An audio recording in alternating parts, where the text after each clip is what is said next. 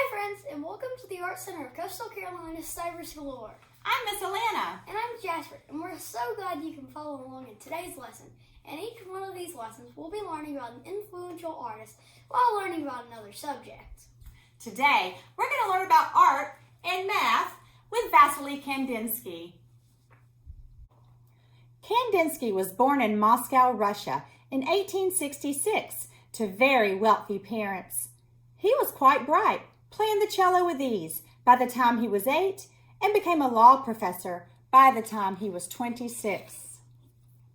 After a tour across Russia a few years later, Kandinsky was so inspired by the different types of art he encountered, he decided to quit his job and move to Germany to pursue his art career. Soon, he began to experiment with the use of color. For example, why paint a tree brown when it can be pink? This then led to a shift in his work from representational to more improvisational. In 1914, after World War I broke out, he returned to Russia to teach art. He began to experiment with making visual representations of music, and his work became more abstract. In 1922, he was invited to teach at the Bauhaus in Germany until it was shut down by Hitler in 1933. He soon moved to Paris, but in 1940 the Nazis marched there, and his work, along with others, was declared degenerate, so it couldn't be sold. Kandinsky died in obscurity in 1944, but is well known today as one of the founders of abstract art. For today's lesson, you will need some different circles that you can trace, all different sizes. You will need a ruler, some different colored markers, a black Sharpie pen, a protractor, some paper, and a die. Remember, you can also download a PDF of today's lesson plan in the description below. You're also going to need page 11 from the lesson, which is a game board that we're going to use to do our art project today. In Kandinsky's earlier work, we talked about how he started to experiment with the use of color, but his work was still representational while a bit abstract. Jasper, can you tell me some of the things that you see in this painting? I see a few little trees over here. Very good. What else? I also see a house in the background. Yeah, and I see what looks to be some mountains in the background as well. What about this one? I see another tree. Yeah, so we think that Kandinsky probably liked to paint a lot of pictures outdoors. Do you know what it's called when you paint a picture outdoors? A landscape? Nice job, a landscape. So in his earlier work, we see a lot of landscapes, and while he is making them a bit abstract, we can still kind of tell that it's a tree or a house or a landscape. But the work we're going to focus on today is his work that's what we call non-representational. This work is mostly just about shapes. We can't really identify anything in the picture. It no longer looks like a landscape. So let's have a look at the first painting. And Jasper, can you tell us some of the things you see in this painting?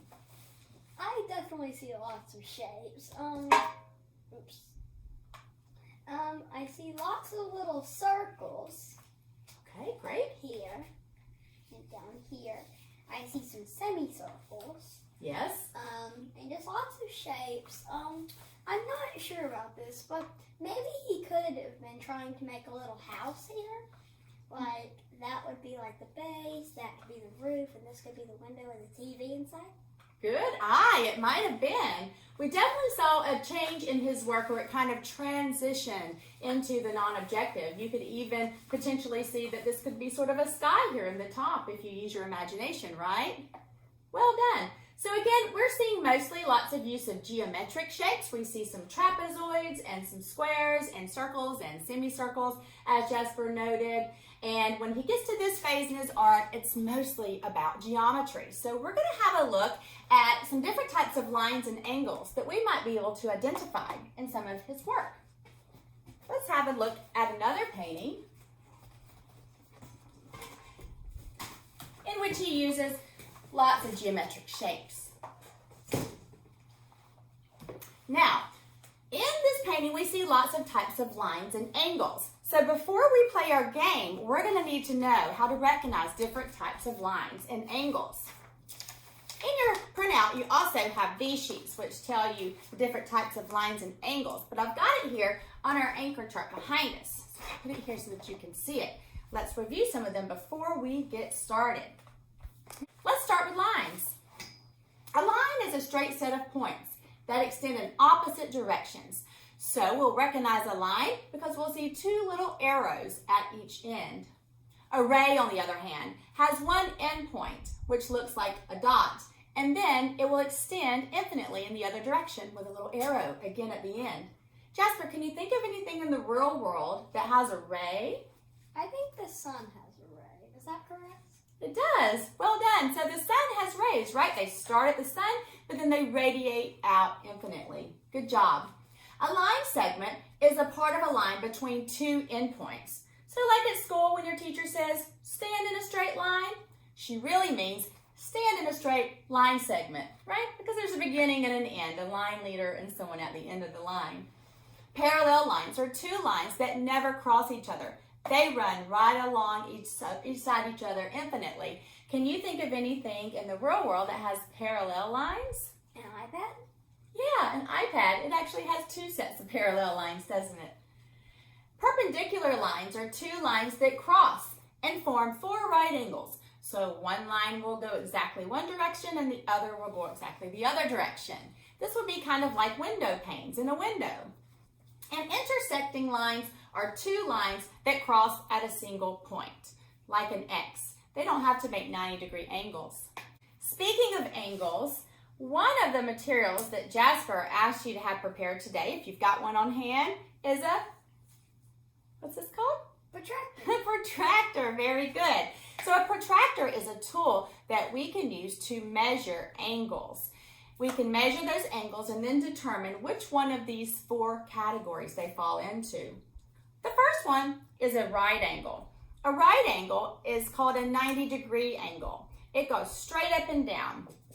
So, Jasper, I've got two rays here. Can you make these into a right angle, please? And show our friends at home. Well done. So right angle, one goes exactly up and one goes exactly to the side. Now an acute angle is an angle that's between 1 degree and 89 degrees.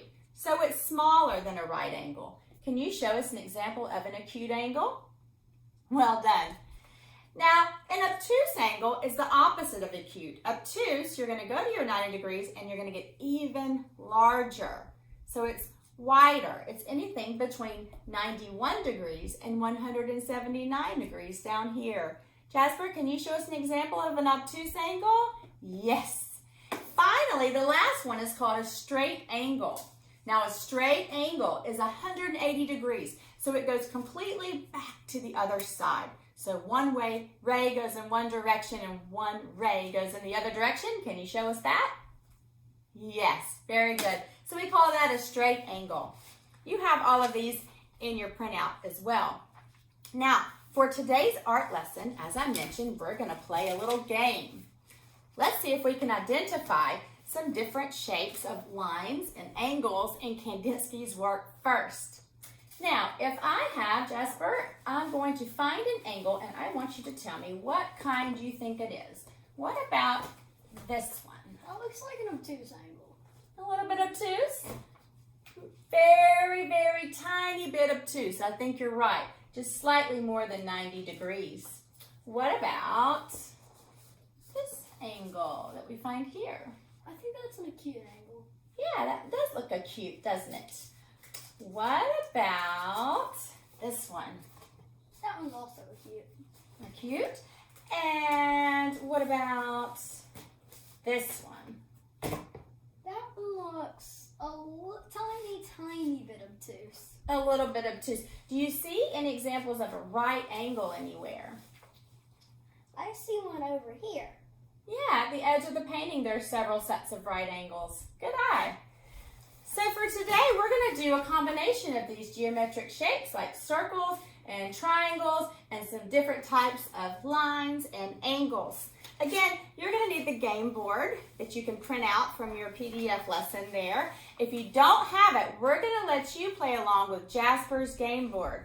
So whatever Jasper rolls for his turn is what you're going to do for your lesson as well. So go ahead and get yourself a ruler and your black marker. For this lesson, we're not even going to use a pencil. We're going to jump right in with our black marker. All right. So to play the game, you're going to use a die. When it's your turn, you're going to roll the die. I landed on a 6. You're going to have a look at your game board in the first column, and you're going to go down until you have the corresponding number on your die, which is a 6. Mine says medium circle. Now I also need to pay attention to the quantity. The quantity is right here in this little magenta box. So for my first turn, I need to draw one medium circle. So I'm going to circle that on my game board, medium circle. I'm going to look in my little bin of circles and I'm going to find one that's medium shaped and I'm going to draw one. Now you can put it anywhere you want on the page. So Jasper, it's your turn. You have a roll. I got a 5. You got a 5. Good. Okay, so you're going to look in the first column of your game board and go down to the corresponding number where the 5 is and circle what you've been assigned. Long line with a wavy line that intersects. Very good. So you're going to circle that box there with your pencil. And what's your quantity? How many do you need to draw? 1. Good. So Jasper's going to use his tools to draw one long line that has a wavy line that intersects it. I see an example of this in Kandinsky's work. A long line with a wavy line that intersects it. So while Jasper starts on that, if you don't have a die and a game board, you're going to do what Jasper rolled. So it's your turn now to either do what you roll or do a long line with a wavy line that intersects it. So he had to use his ruler as his tool for that one. I'm going to roll again.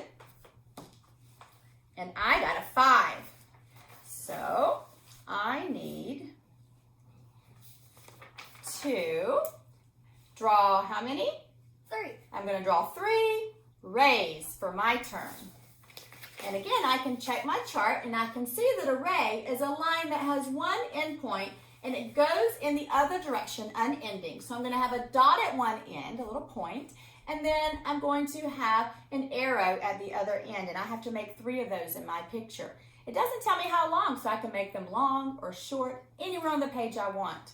All right, Jasper, it's your turn to roll.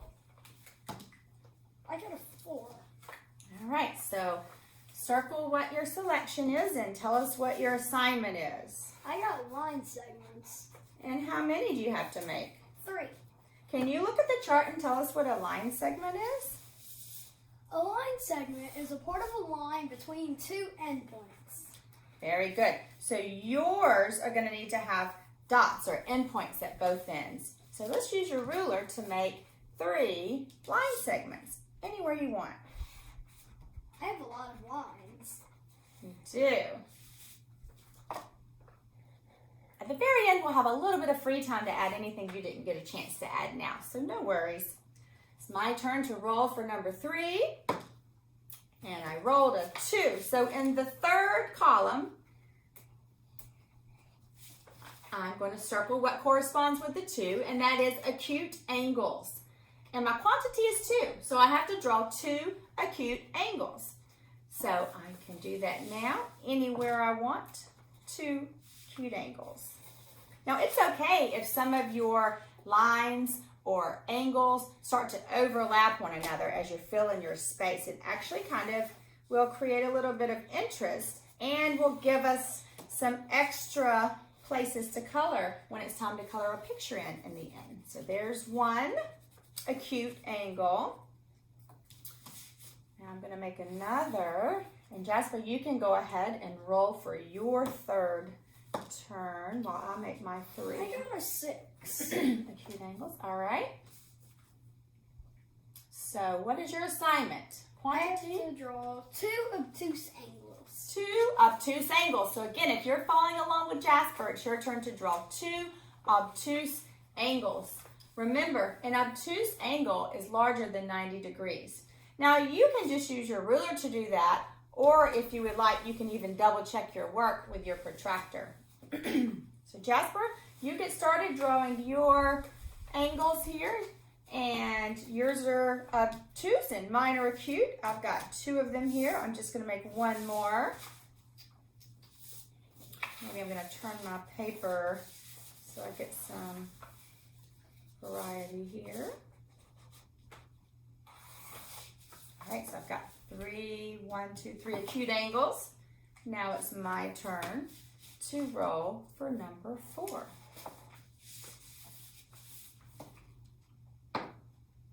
I rolled a 2.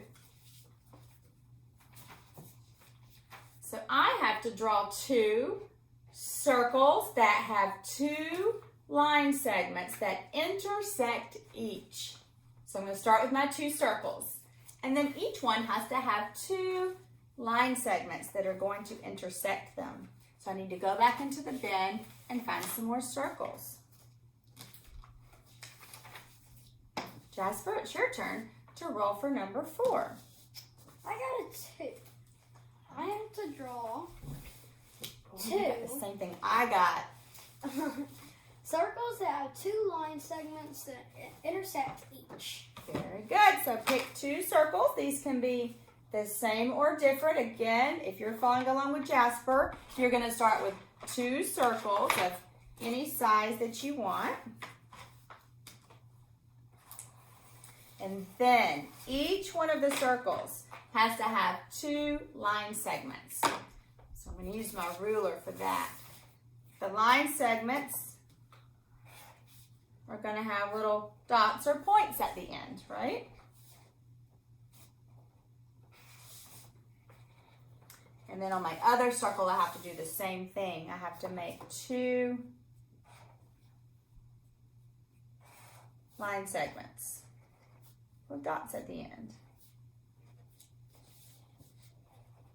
All right, it's my turn to make my last roll. Jasper, you get to choose another circle because you're to make 2 of them. And I'm going to go ahead and roll for my 5th turn. And I got a 4. So I'm going to go down and find what corresponds with the 4, which means I need to draw 1 as my quantity, obtuse angle. All right, so at home, again, if you're following along with Jasper, you're making 2 circles. Each circle needs to have 2 line segments that intersect it, like I've done on mine. All right, so each one gets 2 line segments, and then you get another roll. I'm working on my obtuse angle. Now remember, an obtuse angle is the large one.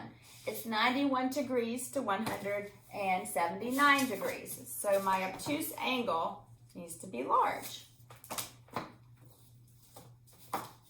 Now since this is my last one, I am going to try to see if I can get this to intersect some of my other shapes, because what I really want are lots of little enclosed areas, because when I get ready to color my design, I'll show you when it's already finished, I'm going to want some different little areas to color inside of. So see if you can make your last one somehow overlap some of the others. I got a 3. All right, can you tell us what the 3 corresponds with in the 5th column? I need to draw 1 acute angle. Very good. 1 acute angle. So if you're following along with Jasper, it's your turn to do 1 acute angle. While I do my obtuse angle, so I'm going to go to 90 degrees, and then I'm going to keep going larger. There we go.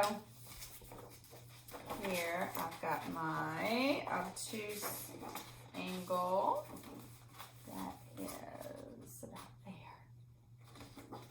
There. Okay, you've got an acute angle. All right, So the last thing that we're going to do is use our creative license here. And if there was anything that you did not get to add that was on the lines or angles chart that you really wanted to add, now's your chance. For example, if you really wanted a straight line with a wavy line that goes through it, which is really cool, you can do that.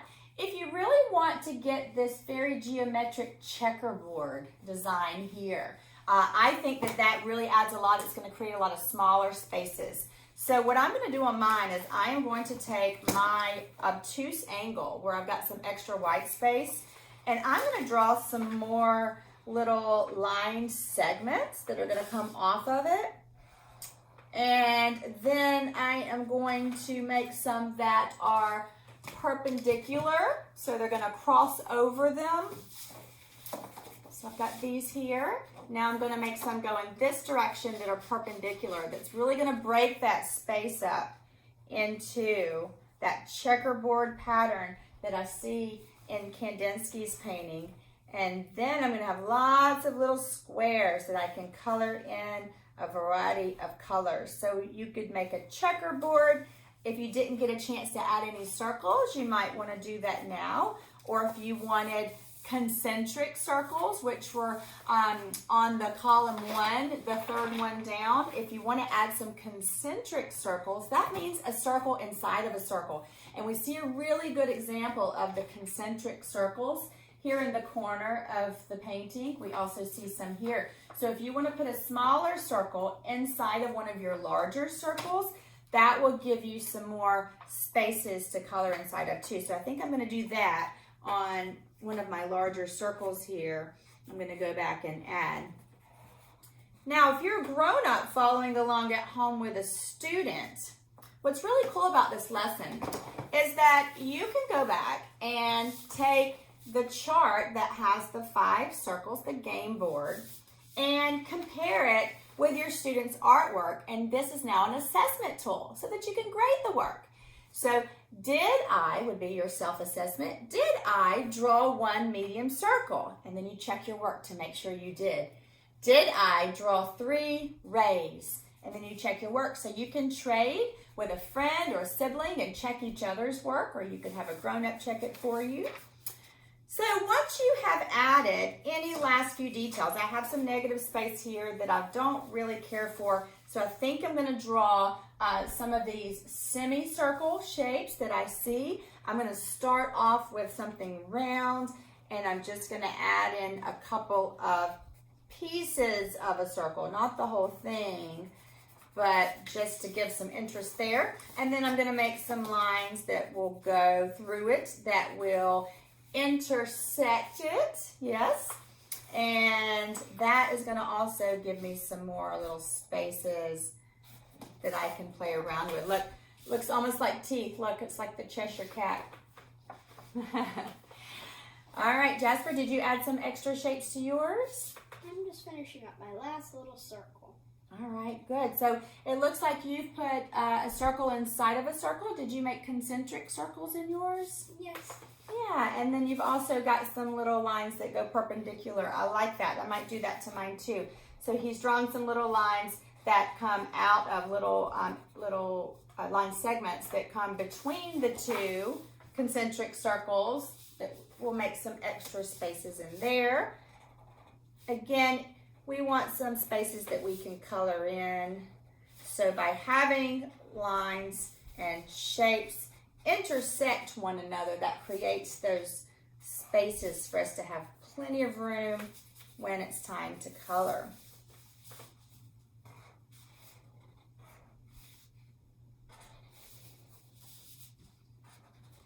All right, so there, I've made some extra little line segments in my concentric circles.